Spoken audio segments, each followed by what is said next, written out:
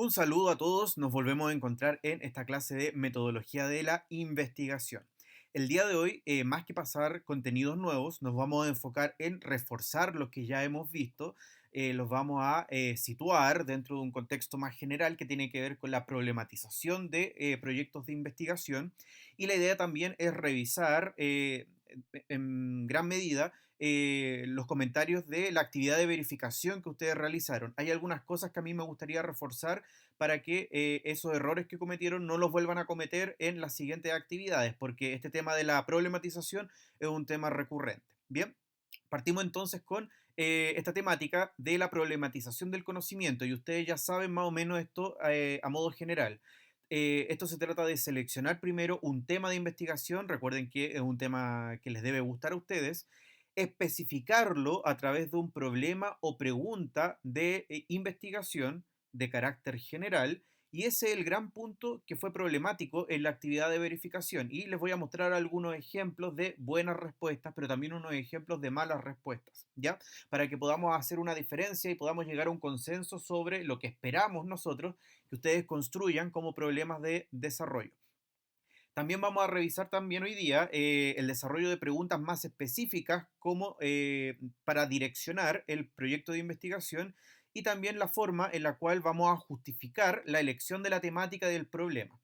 Todo eso lo vamos a revisar punto por punto de aquí en las siguientes láminas, así que pasamos a la siguiente. Bien, y recordando lo que ya habíamos revisado anteriormente, cuando problematizamos el conocimiento tenemos que seguir un esquema como de pasos.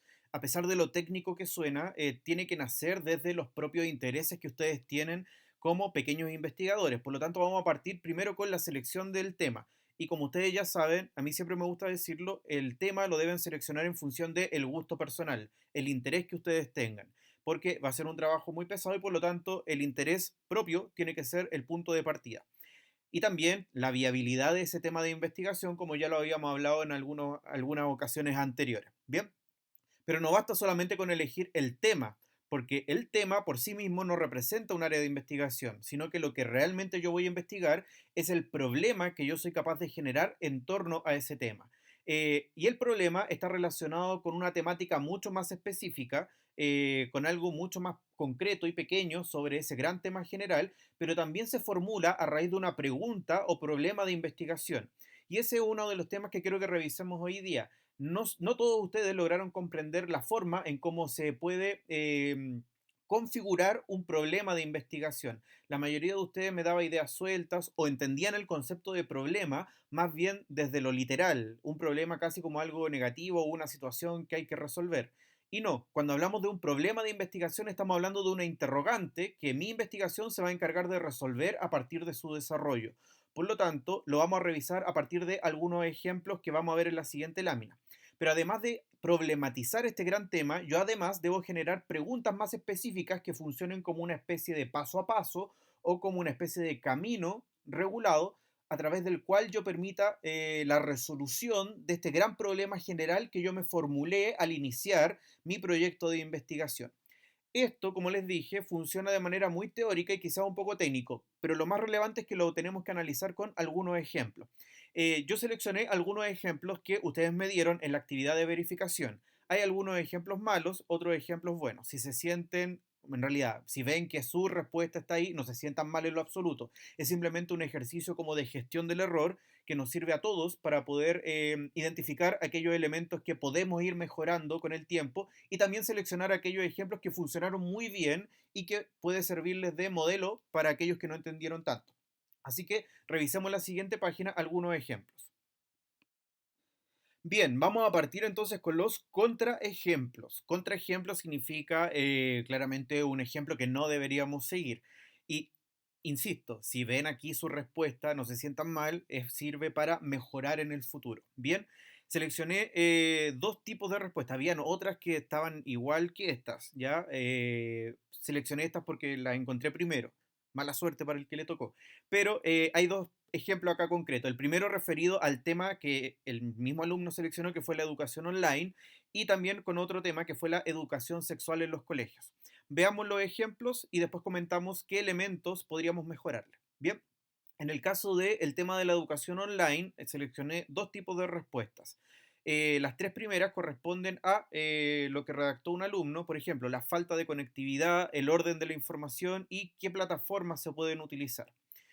Y el segundo alumno escribió tan poquito que lo tuve que colocar como en un único renglón. Dice conexión, dispositivos, ciberbullying. Analicemos por qué no me serviría como un problema de investigación. En primer lugar, un problema de investigación siempre está formulado como una pregunta, como una interrogante. Yo no veo ningún signo de interrogación acá, salvo en la tercera que dice qué plataformas se pueden utilizar. Falta de conectividad, claro, podría llegar a convertirse en un problema de investigación, pero ni siquiera lo redacta de manera compleja o no lo desarrolla, por lo tanto no me queda a mí claro cuál es el real problema de investigación que él quiere desarrollar con ese tema de la falta de conectividad. Es como una oración incompleta, ¿ya? El orden de la información, tampoco sé a qué se refiere en concreto, qué preguntas se está haciendo sobre el orden de información y a qué se refiere con ese orden de información, no me queda muy claro. Y sobre todo también el último ejemplo, cuando dice conexión, dispositivo y ciberbullying, claramente eso no son problemas de investigación, ¿ya? Son solamente palabras sueltas. Cuando formulamos un problema de investigación, hacemos una redacción, nos esforzamos por redactar un gran problema que mi investigación se va a encargar de resolver.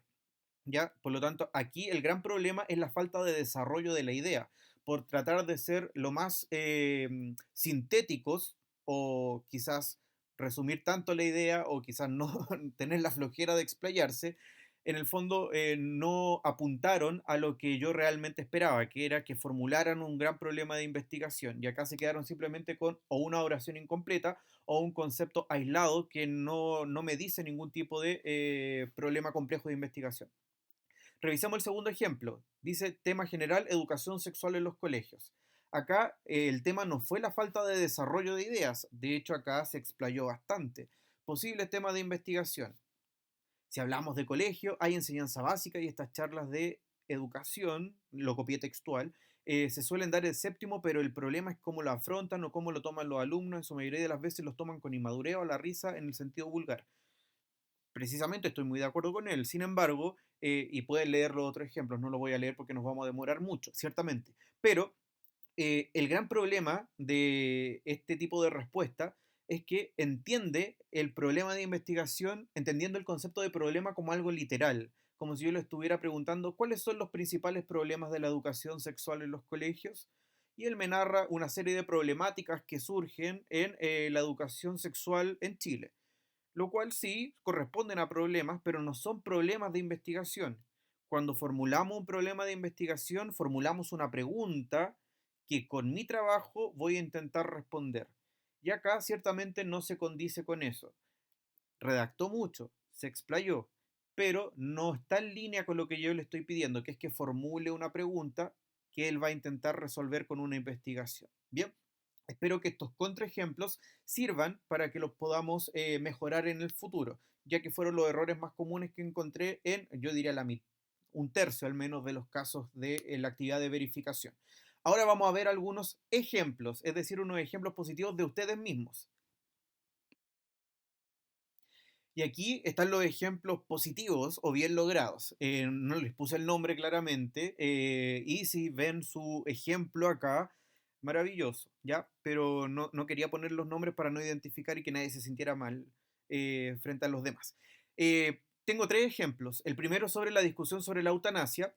Y las preguntas de investigación que este alumno o alumna desarrolló fue: ¿en qué se basa el gobierno para estar en contra de la eutanasia? Entendiendo que el gobierno es más bien direccionado hacia el lado de la derecha dentro del espectro político. ¿Cuáles son los motivos más comunes para solicitar la eutanasia? Que perfectamente puede ser investigable a través de encuestas, gráficos, etcétera. ¿Cuál es el conflicto en que una persona puede decidir sobre su vida al referirse sobre la muerte? Es decir, cuáles son las motivaciones que pueden llevar a una persona a llevar o a llegar a una decisión de decidir sobre su muerte, que también pueden ser investigadas a través de entrevistas. Otro ejemplo muy bueno, el caso de los automóviles eléctricos. ¿Cuál es el motivo que produce que este tipo de transporte sea más difícil de acceder económicamente? Es decir, ¿qué es lo que eleva los costos de los autos eléctricos?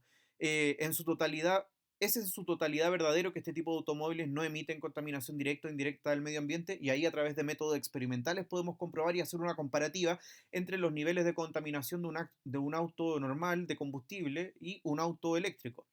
Eh, La tercera, la sociedad será capaz de adaptarse a esta nueva era que trae consigo la implementación de nuevos combustibles de tipos renovables y ahí a través de distintas metodologías podemos investigar el grado de disposición de la población a reformular las formas de uso de energía en nuestra era moderna. Y finalmente, el último tema que me servía de ejemplo, la mega sequía en Chile, otras posibles temáticas. ¿En qué medida impacta la sequía las exportaciones agrícolas del país? Muy buena pregunta de investigación. ¿Qué tanto afecta la sequía a la economía de las familias chilenas? También, la primera está más relacionada con la macroeconomía, con el efecto más general, y la segunda está referida más bien a los efectos más específicos dentro de la economía familiar. ¿Y qué solución se puede implementar para enfrentar el desabastecimiento de agua en el país? A través de métodos experimentales se podrían investigar posibles soluciones u otros mecanismos a través del cual se pueda obtener agua potable en Chile. Si se fijan, elementos comunes de todas ellas están formuladas como preguntas, ¿ya? Eso es lo más básico de todo, muy importante. Y lo segundo es que todas ellas corresponden a algo que se puede desarrollar en una investigación. No son ideas sueltas, no son problemas generales, sino que están formulados como una pregunta que pueden llegar a tener un desarrollo a través de un proceso investigativo.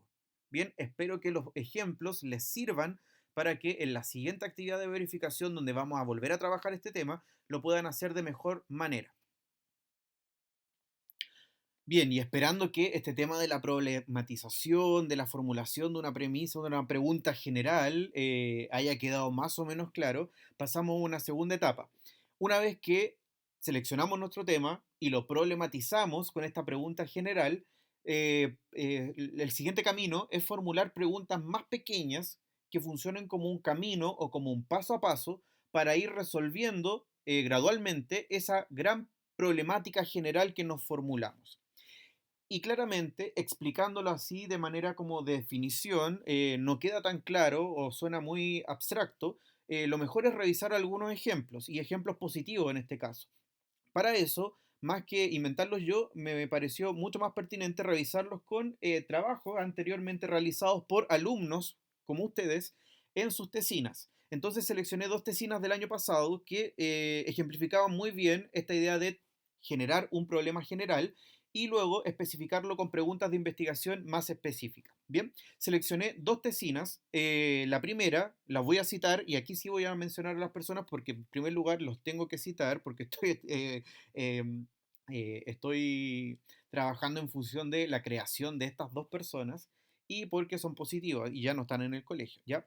El primer ejemplo corresponde al trabajo de investigación de Ine Cho, que investigó acerca del impacto en la salud del BPA. Y el segundo trabajo corresponde a Ángela Uribe, que investigó la importancia de la enseñanza del inglés en el futuro desarrollo laboral de las personas. Bien, quiero que lean estos dos ejemplos para que vean cómo se traslada este problema general en preguntas más específicas. Por ejemplo, Inecho se preguntó a modo general su problema general y está formulado como pregunta, si se fijan. ¿Puede ser considerado el BPA un agente tóxico causante de diversas enfermedades comunes relacionadas a la homeostasis y a fertilidad por su prolongado contacto con los alimentos que consumimos? Si se fijan, es bastante específica al momento de formular este problema general.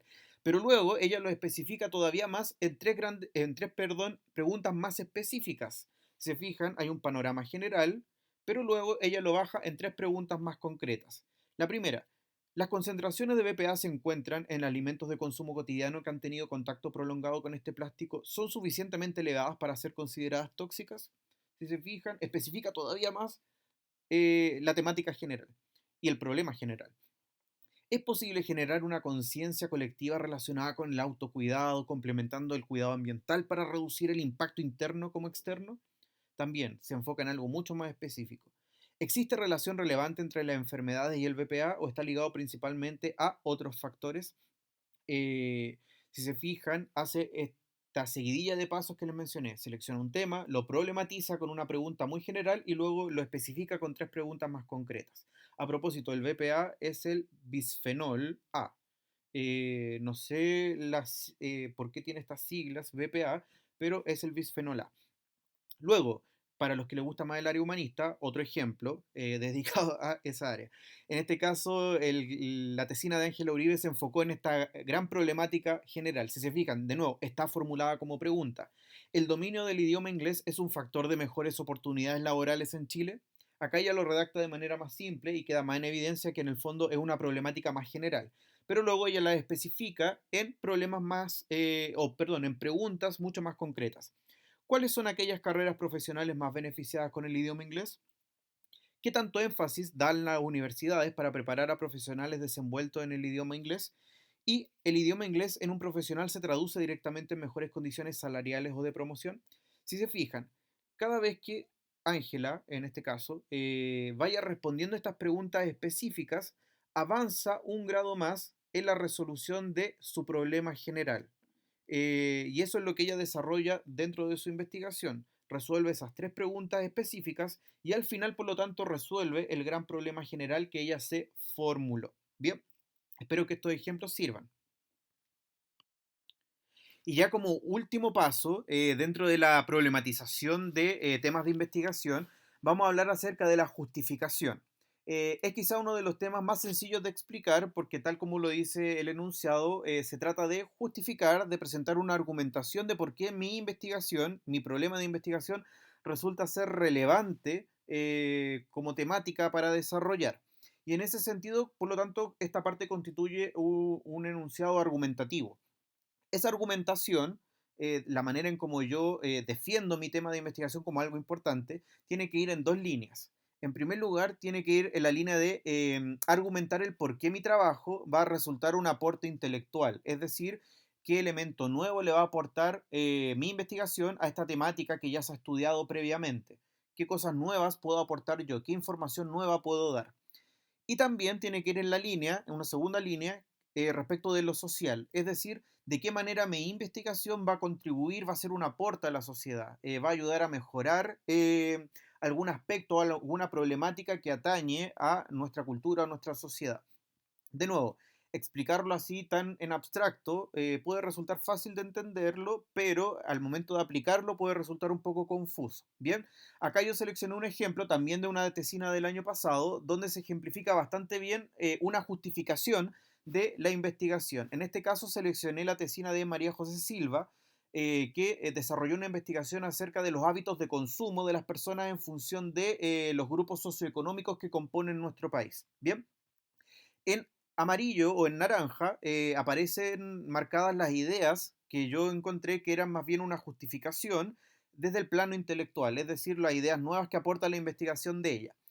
Y en color morado seleccioné aquellas ideas que están enfocadas más bien en destacar el aporte social de su investigación. Como les dije, ella se enfocó más bien en los hábitos de consumo por categorías socioeconómicas y ella se dio cuenta, por lo tanto, que su investigación podía ser un aporte intelectual porque podía comprobar la existencia de un mercado de consumo concreto en nuestro país, porque podía además corroborar que se manifestaba a través de tendencias al materialismo y el consumismo dentro de nuestra población, y también porque los hábitos de consumo, ella iba a descubrir a través de esta investigación que eran el resultado de las brechas socioeconómicas que se manifiestan en nuestro país. Si se fijan, todo va en línea con el aporte intelectual, ideas nuevas que ella quiere comprobar a través de su investigación. Sin embargo, en el último párrafo, ella se refiere más bien al aporte social, la contribución que hace su investigación a la sociedad. Y aquí yo lo seleccioné dos grandes ideas. La primera es que a través de su investigación ella puede contribuir a que las familias en el fondo tengan una mejor organización del dinero y que también las familias desarrollen hábitos que les permitan evitar al máximo el endeudamiento, es decir, tratar de evitar el consumismo y el materialismo de nuestras sociedades.